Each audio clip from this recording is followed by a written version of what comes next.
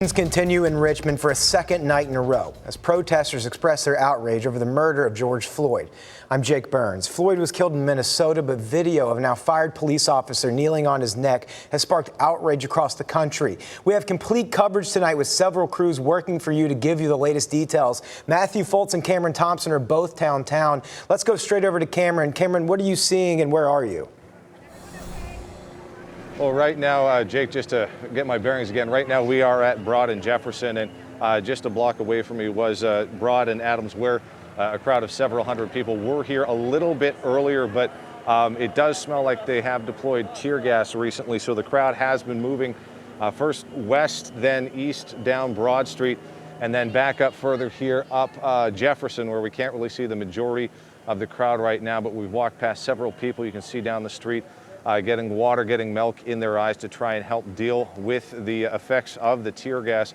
Of course, all this starting earlier tonight. We first got up to Broad and Belvedere, where the initial protest was going on at that street corner. About 100 people there before they started marching through the city. Wasn't with them for the entire portion, so I'm not sure if they have split up into different groups going down Broad and Main Streets at time. And again, here where we are along Broad, there are a few businesses that have had their windows crashed out and broken, but there actually have been some people who have been telling the protesters to stop smashing the windows. One woman was chastising some people, telling them these are black-owned businesses and they are doing more damage by going after the businesses that were right here.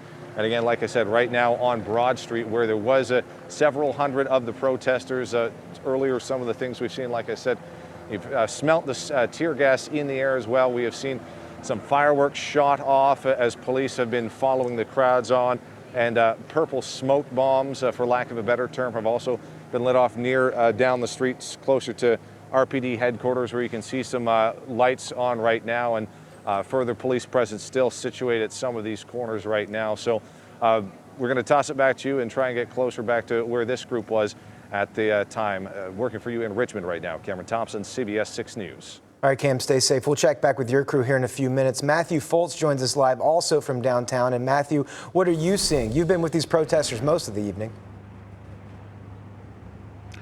Yeah, Jake, that's right. We're actually at the corner of 2nd Street and Gray Street in front of the Wells Fargo, where windows have been completely busted out. Let me step out of the shot as my photographer, Todd Haas, zooms in and show you what's going on. So as you can see, this Wells Fargo has been completely busted out of all its windows. It's been sprayed with graffiti. Many people have been walking by, taking pictures, and also down the street to our right, you can see a dumpster that's set on fire. We actually saw that, the only fire that we've seen so far tonight.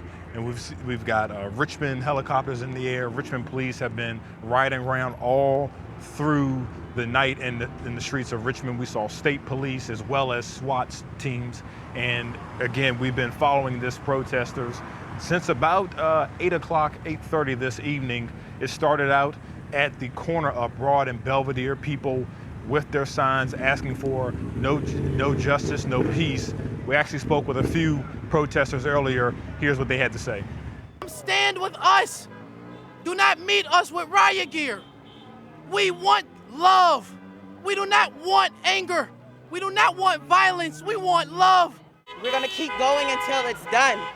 There is no stopping. Every time we stop, it happens again. So we ain't stopping this. We're not stopping it. And I'm not censoring my blackness.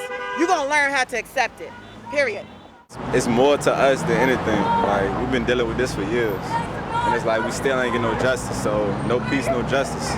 It speaks for itself. And strong emotions coming from those protesters tonight.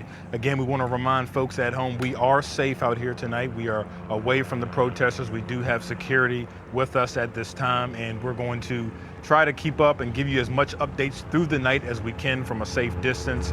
Make sure to follow WTVR on air and online at WTVR.com.